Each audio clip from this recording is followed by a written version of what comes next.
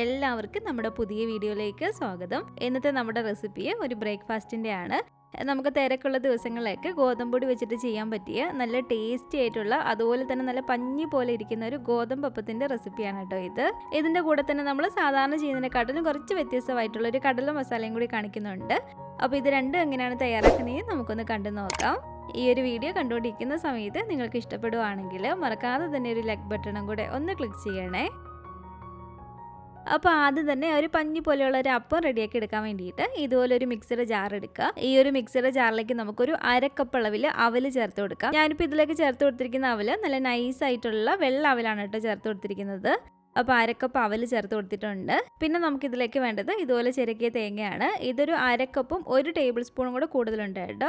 അപ്പോൾ ഈ ഒരു ചിരകിയ തേങ്ങ നമുക്കിതിലേക്ക് ഇട്ട് കൊടുക്കാം. ഇനി ഇതിലേക്ക് ഈ ഒരു അപ്പത്തിന് ചെറിയൊരു മധുരം പോലെ ഉണ്ടാകാൻ വേണ്ടിയിട്ട് 1 ടീസ്പൂൺ അളവിൽ നമുക്ക് പഞ്ചസാര ചേർത്ത് കൊടുക്കാം. പഞ്ചസാര ചേർത്ത് കൊടുക്കുന്നത് ഓപ്ഷണലാണ്. നിങ്ങൾക്ക് ഒരു ചെറിയൊരു മധുരം പോലെ ഒരു അപ്പത്തിന് വേണമെങ്കിൽ മാത്രം ചേർത്ത് കൊടുത്താൽ മതി. ഇതിലേക്കൊരു 1/2 കപ്പ് അളവിൽ വെള്ളം കൂടി ചേർത്ത് കൊടുക്കാം കേട്ടോ. ഇപ്പോൾ ഒരു 1/2 കപ്പ് വെള്ളം ചേർത്ത് കൊടുത്തിട്ട് ഇതെല്ലാം കൂടി നമുക്ക് നല്ല പോലെ തന്നെ ഒന്ന് അടിച്ചെടുത്തിട്ട് വരാം. അപ്പോൾ ഇത് കണ്ടില്ല, ഇതെല്ലാം കൂടി ജസ്റ്റ് ഇതുപോലെ ഒന്ന് അരച്ചെടുത്താൽ മതി. ഇനി നമുക്കിതിലേക്ക് ചേർത്ത് കൊടുക്കേണ്ടത് ഗോതമ്പൊടിയാണ്. ഞാനിപ്പോൾ ഇതിലേക്ക് 1.5 കപ്പ് അളവിൽ ഗോതമ്പൊടിയാണ് കേട്ടോ ചേർത്ത് കൊടുക്കുന്നത്. ഞാനിപ്പോൾ ഇതിൽ ഉപയോഗിച്ചിരിക്കുന്ന ഒരു കപ്പിൻ്റെ അളവ് 250 ml കപ്പാണ് കേട്ടോ. ഇനി നിങ്ങളുടെ കയ്യിൽ അളവ് കപ്പ് ഇല്ലെങ്കിൽ സാധാ ഒരു വലിപ്പമുള്ളൊരു ഗ്ലാസ്സിൽ നമ്മൾ 1.5 ഗ്ലാസ് ഗോതമ്പൊടി എടുത്താൽ മതി. അപ്പോൾ നമ്മൾ തേങ്ങായും അവലും ഒക്കെ ചേർത്ത് കൊടുക്കുമ്പം ആ ഒരു ഗ്ലാസ്സിനനുസരിച്ച് കറക്റ്റായിട്ട് ചേർത്ത് കൊടുക്കണമെന്നേ ഉള്ളൂ. ഇനി നമുക്കിതിലേക്ക് ആദ്യം ഒരു 1 കപ്പ് അളവിൽ വെള്ളം ചേർത്ത് കൊടുക്കാം. എന്നിട്ട് ഇതെല്ലാം കൂടി നന്നായിട്ടൊന്ന് മിക്സ് ചെയ്യാം. അപ്പോൾ ഇതിലേക്ക് ഇപ്പോൾ 1 കപ്പ് വെള്ളം ചേർത്തൊന്ന് മിക്സ് ചെയ്തിട്ടുണ്ട്. വീണ്ടും ഇതിലേക്ക് ഞാനൊരു 1/2 കപ്പ് അളവിൽ വെള്ളം കൂടി ചേർത്ത് കൊടുക്കുകയാണ്. എന്നിട്ട് ഇത് നമുക്ക് മിക്സിയിൽ നല്ല പോലെ തന്നെ നല്ല പേസ്റ്റ് പരുവത്തിൽ ഇതെല്ലാം കൂടെ ഒന്ന് അരച്ചെടുത്തിട്ട് വരാം. ഇത് കണ്ടില്ല, ഇതുപോലെ നല്ല ഫൈനായിട്ട് തന്നെ ഞാനൊന്ന് അരച്ചെടുത്തിട്ടുണ്ട്. ഇത് നമുക്ക് വേറൊരു ബൗളിലേക്ക് മാറ്റി കൊടുക്കാം കേട്ടോ. ഇത് ഏകദേശം ഒരു ഇഡ്ഡലി മാവിൻ്റെയൊക്കെ ഒരു പരുവത്തിനാണ് ഈ ഒരു മാവ് ഇരിക്കേണ്ടത്. അപ്പോൾ ഒരു 1 ടേബിൾ സ്പൂണും കൂടെ വെള്ളം ഞാൻ ഇതിലേക്ക് ഒന്ന് ചേർത്ത് കൊടുക്കുകയാണ്. നമ്മളെടുക്കുന്ന ഗോതമ്പൊടിയുടെയൊക്കെ അനുസരിച്ച് ചിലപ്പോൾ 1-2 ടേബിൾ സ്പൂണൊക്കെ കൂടിയോ കുറഞ്ഞെന്ന് ഇരിക്കാം കേട്ടോ. അത് നമ്മൾ അതിനനുസരിച്ച് കറക്റ്റായിട്ട് ചേർത്ത് കൊടുത്താൽ മതി. ഈ ഒരു മാവിലേക്ക് നമ്മൾ ഉപ്പ് ചേർത്ത് കൊടുത്തിട്ടില്ല. അപ്പോൾ ആവശ്യത്തിനുള്ള ഉപ്പും കൂടി ഇട്ട് കൊടുത്തിട്ട് നല്ല പോലെ തന്നെ ഇതുപോലെ ഒന്ന് മിക്സ് ചെയ്ത് കൊടുക്കുക. ഈ ഒരു അപ്പം നമ്മൾ റെഡിയാക്കി എടുക്കുന്നത് മാവ് റെഡിയാക്കിയിട്ട് അപ്പത്തിന് ചുറ്റിട്ടെടുക്കുകയാണ് ചെയ്യുന്നത്. അപ്പോൾ നല്ല പോലെ തന്നെ പൊങ്ങി കിട്ടാൻ വേണ്ടിയിട്ട് ഇതിലേക്ക് നമുക്കൊരു 1/2 ടീസ്പൂൺ അളവിൽ ബേക്കിംഗ് സോഡ ചേർത്ത് കൊടുക്കാം. ഇതുപോലെ നമ്മൾ അപ്പത്തിൻ്റെ ചുറ്റിട്ടെടുക്കുമ്പോൾ നല്ല പോലെ തന്നെ ഒന്ന് പൊങ്ങി കിട്ടാൻ വേണ്ടിയിട്ടൊക്കെയാണ് നമ്മൾ ബേക്കിംഗ് സോഡ ഇതിലേക്ക് ചേർത്ത് കൊടുക്കുന്നത്. അപ്പോൾ ഒരു 1/2 ടീസ്പൂൺ അളവിൽ ബേക്കിംഗ് സോഡയും കൂടി ചേർത്ത് കൊടുത്തിട്ട് നല്ല പോലെ തന്നെ നമുക്കിതൊന്ന് മിക്സ് ചെയ്തിട്ട് എടുക്കാം. ഇത് കണ്ടില്ല, ഇതാണ് നമ്മുടെ ഒരു മാവിൻ്റെ ഒരു പരുവം. ഈ ഒരു കറക്റ്റ് പരുവത്തിന് വേണം നമ്മൾ മാവ് റെഡിയാക്കി എടുക്കാൻ വേണ്ടിയിട്ട്. ഇനി ഇത് ചുറ്റിട്ടെടുക്കാൻ വേണ്ടിയിട്ട് ഇതുപോലൊരു പാനാണ് കേട്ടോ എടുത്തിരിക്കുന്നത്. ഈ ഒരു പാൻ നല്ല ചൂടായിട്ട് കിടക്കുകയാണ്. നല്ല പോലെ തന്നെ പാനൊന്ന് ചൂടായതിന് ശേഷം വേണം നമ്മളിതിലേക്ക് മാവ് ഒഴിച്ച് കൊടുക്കാൻ വേണ്ടിയിട്ട്. നല്ല ചൂടായിട്ട് കിടക്കുമ്പോഴത്തേക്കും തീയൊന്ന് കുറച്ച് വെച്ച് കൊടുത്തിട്ട് നമുക്കിതിലേക്ക് 1 തവി മാവ് ഇതുപോലെ ഒഴിച്ചു കൊടുക്കാം. ഇതുപോലെ നമ്മൾ മാവ് ഒഴിച്ച് കൊടുത്തതിന് ശേഷം ജസ്റ്റ് ഇതുപോലെ പതിയെ ഒരു 1-2 തവണ ഈ ഒരു തവി കൊണ്ടൊന്ന് ഇതുപോലെ ഒന്ന് പരത്തി കൊടുക്കുക. ഒരുപാട് നമ്മളങ്ങ് പരത്തരുത് കേട്ടോ. എങ്കിൽ ഈ ഒരു അപ്പത്തിൽ നല്ല പോലെ തന്നെ ഒരുപാടങ്ങ് ഹോൾസ് വരത്തുള്ളൂ. ഒരുപാട് നമ്മൾ പരത്തിയിട്ടുണ്ടെങ്കിൽ ആ ഒരു ഹോൾസ് വരത്തില്ല. ഇപ്പം നമ്മൾ തീ കുറച്ചാണ് ഇട്ടിരുന്നത്. ഇനി മീഡിയം ഫ്ലെയിമിലേക്ക് ഇട്ട് കൊടുത്തിട്ട് നമുക്കിത് 1 മിനിറ്റോളം ഒന്ന് വെയിറ്റ് ചെയ്യാം കേട്ടോ. അപ്പോഴത്തേക്ക് നല്ല പോലെ തന്നെ ഇതിൽ ഒരു ഹോൾസ് വരും. അപ്പോൾ ഏകദേശം 1 മിനിറ്റൊക്കെ ആയപ്പോഴത്തേക്കും ഇത് കണ്ടില്ല, നല്ല പോലെ തന്നെ ഇവിടെ ഹോൾസ് വന്നിട്ടുണ്ട്.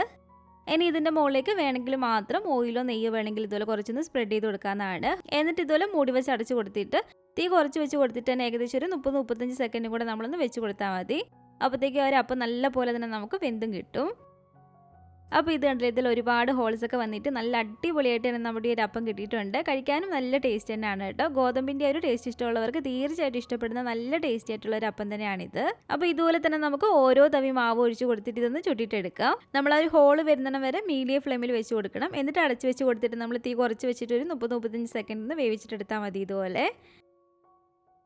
അപ്പോൾ അപ്പം എല്ലാം തന്നെ ഞാനിവിടെ ചുട്ടെടുത്തിട്ടുണ്ട്. ഇനി ഇതിലേക്ക് കൂട്ടാനായിട്ട് ഞാൻ കടല മസാലയാണ് കേട്ടോ റെഡിയാക്കിയിട്ട് എടുക്കുന്നത്. സാധാരണ നമ്മൾ ചെയ്യുന്നതിനെക്കാട്ടിലും കുറച്ച് വ്യത്യസ്തമായിട്ടുള്ള വെള്ളക്കടല വെച്ചിട്ട് ചെയ്യുന്ന ഒരു മസാലയാണ് കേട്ടോ ഇത്. 250 ml കപ്പിൽ 1 കപ്പ് വെള്ളക്കടല വെള്ളത്തിലേക്ക് ഇട്ട് കൊടുത്തിട്ട് നല്ല പോലെ തന്നെ ഇതുപോലെ ഒന്ന് കുതിർത്തി എടുത്തിരിക്കുന്നതാണ് കേട്ടോ. ഞാൻ ഈ ഒരു വെള്ളക്കടല രാത്രിയിലെ വെള്ളത്തിലിട്ടിട്ട് രാവിലെയാണ് കേട്ടോ ഇപ്പോൾ എടുക്കുന്നത്. അപ്പോൾ നല്ല പോലെ തന്നെ കുതിർത്തി എടുത്തിരിക്കുന്ന ഒരു കടല നമുക്ക് അതിൻ്റെ ഒരു വെള്ളമെല്ലാം കളഞ്ഞിട്ട് ഇതുപോലെ കുക്കറിലേക്ക് ഇട്ട് കൊടുക്കാം. എന്നിട്ട് ഇതിലേക്ക് ആവശ്യത്തിനുള്ള വെള്ളം കൂടി ഒഴിച്ചു കൊടുക്കാം. ഏകദേശം ഒരു 2.5 കപ്പോളം വെള്ളം ഞാൻ ഇതിലേക്ക് ഒഴിച്ചു കൊടുത്തിട്ടുണ്ട്. ഇതിലേക്ക് ഒരു 2 നുള്ളു മഞ്ഞൾപ്പൊടിയും കുറച്ച് ഉപ്പും കൂടി ഇട്ട് കൊടുത്തിട്ട് നന്നായിട്ട് മിക്സ് ചെയ്യുക. എന്നിട്ട് ഇതുപോലെ കവർ ചെയ്തിട്ട് നമുക്കൊന്ന് വേവിച്ചിട്ടെടുക്കാം. ഈ ഒരു വെള്ളക്കടല നമ്മൾ വേവിച്ചിട്ടെടുക്കുന്നത് ഏകദേശം ഒരു 90% നമ്മൾ വേവിച്ചിട്ടെടുത്താൽ മതി. ഒരുപാടങ്ങ് വെന്തങ്ങ് ഉടഞ്ഞു പോകരുത്. ഹൈ ഫ്ലെയിമിൽ തന്നെ ഇട്ട് വെച്ച് കൊടുത്തിട്ട് ഏകദേശം ഒരു 3-4 വിസിലടുപ്പിക്കുക. പിന്നെ ഒരു കുറച്ച് സമയം തീ കുറച്ചിട്ട് ഒരു 3-4 മിനിറ്റ് കൂടെ ഒന്ന് വെച്ച് കൊടുത്താൽ മതി. അപ്പോൾ കടല നന്നായിട്ട് വേവിച്ചതിന് ശേഷം ആ ഒരു വെള്ളമൊക്കെ ഊറ്റിക്കളഞ്ഞ് ഇവിടെ എടുത്തിട്ടുണ്ട്. ഇത് കണ്ടില്ല, ഇതുപോലെ വേണം നമ്മളൊന്ന് കടല വേവിച്ചെടുക്കാൻ വേണ്ടിയിട്ട്. ഒരുപാടങ്ങ് വെന്തങ്ങ് ഉടഞ്ഞു പോകുന്ന ഒരു രീതി ആയിരിക്കരുത്. ഞാനിപ്പോൾ ഇതിൽ ഈ ഒരു കടല ചെറിയതായിട്ടൊന്ന് ഫ്രൈ ചെയ്തിട്ടും കൂടെ ഒന്ന് എടുക്കുന്നുണ്ട്. അപ്പോൾ അതുകൊണ്ടാണ് ഏകദേശം ഒരു 90% കടല വേവിച്ചാൽ മതി എന്ന് പറഞ്ഞത്. ഇനി നിങ്ങൾക്കിത് ഫ്രൈ ഒന്നും ചെയ്യാതെ തന്നെ നമ്മൾ സാധാരണ കടല വേവിച്ചിട്ടിടുന്ന ഒരു രീതിയിൽ വേണമെങ്കിൽ ഇടാവുന്നതാണ്. ഇതുപോലെ ഫ്രൈ ചെയ്തിട്ട് ഇടുമ്പോൾ സാധാരണ നമ്മൾ ഉണ്ടാക്കുന്നതിനെക്കാട്ടിലും കുറച്ചും കൂടി നല്ലൊരു ടേസ്റ്റിന് വ്യത്യാസമുണ്ട് കേട്ടോ. അപ്പോൾ ഇതുപോലെ ചെറുതായിട്ട് ഫ്രൈ ചെയ്തിട്ടാണ് ഇടുന്നതെങ്കിൽ ഈ ഒരു കടലയിലേക്ക് നമുക്ക് ഒരു 2 ടേബിൾ സ്പൂൺ അളവിൽ മൈദ ചേർത്ത് കൊടുക്കാം. അതുപോലെ തന്നെ ഒരു 1.5 ടേബിൾ സ്പൂൺ അളവിൽ കോൺഫ്ലോർ ചേർത്ത് കൊടുക്കുകയാണ്. കോൺഫ്ലോർ നിങ്ങളുടെ ഇല്ലെങ്കിൽ അരിപ്പൊടി ചേർത്ത് കൊടുത്താൽ മതി, വറുത്തിട്ടുള്ള അരിപ്പൊടി. പിന്നെ ഇതിലേക്ക് ഒരു 2 ടീസ്പൂൺ അളവിൽ കാശ്മീരി മുളക് പൊടി ചേർത്ത് കൊടുക്കാം. കാശ്മീരി മുളക് പൊടി ആയതുകൊണ്ടാണ് കേട്ടോ 2 ടീസ്പൂൺ ചേർത്ത് കൊടുത്തിരിക്കുന്നത്. അത് കുറച്ചും കൂടി നല്ലൊരു കളറും കൂടെ ഒക്കെ കിട്ടാൻ വേണ്ടിയിട്ടാണ് കാശ്മീരി മുളക് പൊടി തന്നെ ചേർത്ത് കൊടുത്തിരിക്കുന്നത്. ഇനി ഇതിലേക്ക് ഒരു 1/2 ടീസ്പൂൺ അളവിൽ വെളുത്തുള്ളി പൊടി ചേർത്ത് കൊടുക്കുകയാണ്. അത് നമ്മുടെ ഉണ്ടെങ്കിൽ മാത്രം ചേർത്ത് കൊടുത്താൽ മതി കേട്ടോ. അല്ലാതെ നമ്മളിതിലേക്ക് മസാല റെഡിയാക്കുന്ന സമയത്ത് ഇഞ്ചിയും വെളുത്തുള്ളിയൊക്കെ ചേർത്ത് കൊടുക്കുന്നതാണ്. അപ്പോൾ ഈ ഒരു സമയത്ത് നിങ്ങളിൽ വെളുത്തുള്ളി പൊടി ഉണ്ടെങ്കിൽ മാത്രം ഇതുപോലെ ഒരു 1/2 ടീസ്പൂൺ ചേർത്ത് കൊടുക്കുക. കുറച്ച് ഉപ്പും കൂടി ചേർത്ത് കൊടുത്തിട്ട് നല്ലപോലെ തന്നെ നമുക്കിതൊന്ന് മിക്സ് ചെയ്തിട്ടെടുക്കാം. ഇനി ഇതിലേക്ക് 1 ടേബിൾ സ്പൂൺ അളവിൽ ടൊമാറ്റോ കച്ചപ്പും കൂടി ചേർത്ത് നമുക്ക് ജസ്റ്റ് ഒന്ന് ഇളക്കിയിട്ട് എടുക്കാം. ഇതുപോലെ നമ്മൾ ഇളക്കിയെടുക്കുന്ന സമയത്ത് ഈ ഒരു കടലയൊന്നും ഉടഞ്ഞു പോകരുത്. അതുകൊണ്ടാണ് കേട്ടോ ഞാൻ നേരത്തെ പറഞ്ഞത് ഏകദേശം നമ്മളൊരു 90% കടല വേവിക്കാവുള്ളെന്ന്. ഇനി നമുക്ക് ചൂടായിട്ട് എടുക്കുന്ന എണ്ണയിലേക്ക് ഇതെല്ലാം കൂടി ഇട്ട് കൊടുത്തിട്ടൊന്ന് ഫ്രൈ ചെയ്തിട്ട് എടുക്കാം. ഒരുപാട് സമയമൊന്നും നമ്മളിത് ഫ്രൈ ചെയ്യേണ്ട ആവശ്യമില്ല കേട്ടോ. ഹൈ ഫ്ലെയിമിൽ തന്നെ വെച്ച് കൊടുത്തിട്ട് ഏകദേശം ഒരു 4-5 മിനിറ്റൊക്കെ ആകുമ്പോഴത്തേക്കും നമുക്കിത് റെഡിയായി കിട്ടും. ഏകദേശം ഒരു 4-5 മിനിറ്റ് ഒരു ഹൈ ഫ്ലെയിമിൽ തന്നെ വെച്ച് കൊടുത്തിട്ട് നമ്മൾ ഫ്രൈ ചെയ്യുമ്പോഴത്തേക്കും ഇതുപോലെ നമുക്ക് കടല റെഡിയായി കിട്ടും. ഇതുപോലെ തന്നെ നമുക്ക് ബാക്കിയുള്ള കടല ഫുള്ളൊന്ന് ഫ്രൈ ചെയ്തിട്ട് എടുക്കാം. കടല ഫുള്ള് ഫ്രൈ ചെയ്തെടുത്തതിന് ശേഷം ഇനി നമുക്ക് ഈ ഒരു പാനിലേക്ക് കടല ഫ്രൈ ചെയ്ത ആ ഒരു എണ്ണ തന്നെ കുറച്ച് ഒഴിച്ചു കൊടുക്കുകയാണ്. ഇതിലേക്ക് ഒരു 1/2 ടീസ്പൂൺ അളവിൽ ചെറിയ ജീരകം നമുക്ക് ഇട്ട് കൊടുക്കാം. അതുപോലെ തന്നെ ഇനി ഇതിലേക്ക് വേണ്ടത് ഒരു 2 മീഡിയം വലിപ്പമുള്ള സവാള ഇതുപോലെ തീരെ കനം കുറഞ്ഞ് നീളത്തിൽ അരിഞ്ഞിട്ടെടുത്താണ്. അപ്പോൾ ഒരു 2 സവാള കനം കുറഞ്ഞ് അരിഞ്ഞെടുത്തതും കൂടി ഇട്ട് കൊടുത്തിട്ടുണ്ട്. പെട്ടെന്നൊന്ന് വഴണ്ടി കിട്ടാൻ വേണ്ടിയിട്ട് കുറച്ച് ഉപ്പും ഇതിലേക്ക് കുറച്ച് കറിവേപ്പിലയും കൂടി ഇട്ട് കൊടുത്തിട്ട് നല്ല പോലെ തന്നെ നമുക്ക് ഈ ഒരു സവാള ഒന്ന് വഴറ്റിയിട്ടെടുക്കാം കേട്ടോ. സവാള ഇതുപോലെ ഒന്ന് വഴണ്ടി വരുമ്പോഴത്തേക്കും ഒരു 3 പച്ചമുളകും ഇതൊരു 4 അല്ലി വെളുത്തുള്ളിയാണ്. ഈ ഒരു വെളുത്തുള്ളി അത്യാവശ്യം നല്ല വലിപ്പമുള്ള വെളുത്തുള്ളിയാണ്. ഇനി നിങ്ങൾ എടുക്കുന്ന വെളുത്തുള്ളി ചെറുതാണെങ്കിൽ ഒരു 6-7 എണ്ണം വരെയൊക്കെ നമുക്ക് ഇതിലേക്ക് ചേർത്ത് കൊടുക്കാം. അതുപോലെ ഈ ഒരു വലിപ്പമുള്ള ഇഞ്ചിയും കൂടെ നമുക്കൊന്ന് ചതച്ചിട്ടെടുക്കാം കേട്ടോ ഇതുപോലെ. അപ്പോൾ ഇതെല്ലാം കൂടി ചതച്ചത് ഇതിലേക്ക് ഇട്ട് കൊടുക്കാം. ഇനി ഇതെല്ലാം കൂടി ചേർത്തിട്ട് നമുക്ക് നല്ല പോലെ തന്നെ ഒന്ന് ഇളക്കിയിട്ടെടുക്കാം കേട്ടോ.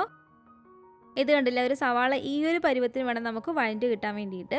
ഇനി ഇതിലേക്ക് നമുക്ക് ആവശ്യത്തിനുള്ള പൊടികൾ ചേർത്ത് കൊടുക്കാം. തീ ഒന്ന് കുറച്ച് വെച്ച് കൊടുത്തിട്ട് വേണം നമ്മൾ പൊടികൾ ഇട്ട് കൊടുക്കാൻ വേണ്ടിയിട്ട്. ഇതിലേക്ക് ഒരു 2 ടീസ്പൂൺ അളവിൽ കാശ്മീരി മുളക് പൊടിയാണ് കേട്ടോ ചേർത്ത് കൊടുക്കുന്നത്. കാശ്മീരി മുളക് പൊടിയാകുമ്പോൾ കറിക്ക് അത്യാവശ്യം നല്ലൊരു കളറും കൂടെ കിട്ടും. കൂടാതെ ഒരു 1/4 ടീസ്പൂൺ അളവിൽ മഞ്ഞൾപ്പൊടിയും 3/4 ടീസ്പൂൺ അളവിൽ ഗരം മസാലയും 1 ടീസ്പൂൺ അളവിൽ മല്ലിപ്പൊടിയും കൂടി ഇട്ട് കൊടുത്തിട്ടുണ്ട്. ഇതൊരു 1/2 ടീസ്പൂൺ അളവിൽ ചിക്കൻ മസാലയാണ്. ഒരു 1/4 ടീസ്പൂൺ അളവിൽ കുരുമുളക് പൊടിയും കൂടി ചേർത്ത് കൊടുത്തിട്ട് നല്ല പോലെ തന്നെ നമുക്ക് ഈ പൊടികളെല്ലാം കൂടി ചേർത്ത് ഇളക്കിയിട്ടെടുക്കാം. പൊടികളെല്ലാം ചേർത്ത് ഇതുപോലെ ഇളക്കിയതിന് ശേഷം ഇനി ഇതിലേക്ക് ഒരു മീഡിയം വലിപ്പമുള്ള തക്കാളിയും കൂടി ഇട്ട് കൊടുത്തിട്ട് ഇളക്കിയിട്ടെടുക്കാം കേട്ടോ. ഇനി ഒരു തക്കാളി നമുക്ക് നന്നായിട്ടൊന്ന് വെന്ത് ഉടഞ്ഞ് കിട്ടണം.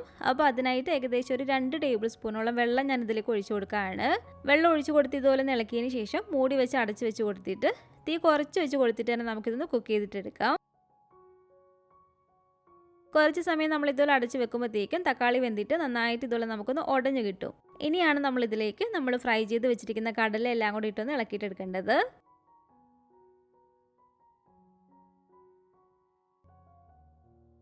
കടല ചേർത്ത് ഇതുപോലെ നന്നായിട്ട് ഇളക്കിയതിന് ശേഷം ഇതിലേക്ക് ഞാൻ ഇപ്പോൾ ഒരു 3/4 കപ്പ് അളവിൽ വെള്ളം ചേർത്ത് കൊടുക്കുകയാണ്. അതുപോലെ തന്നെ ഇതിലേക്ക് കുറച്ച് മല്ലിയിലയും കൂടി ഇട്ട് കൊടുത്തിട്ടുണ്ട്. ഈ ഒരു കറി നമ്മൾ ചെയ്യുന്നത് ഒരുപാട് ചാറായിട്ടിരിക്കുന്ന ഒരു പരുവത്തിനല്ല, ചെറുതായിട്ടൊന്ന് ഡ്രൈ ആയിട്ടിരിക്കുന്ന ഒരു പരുവത്തിന് തന്നെയാണ്.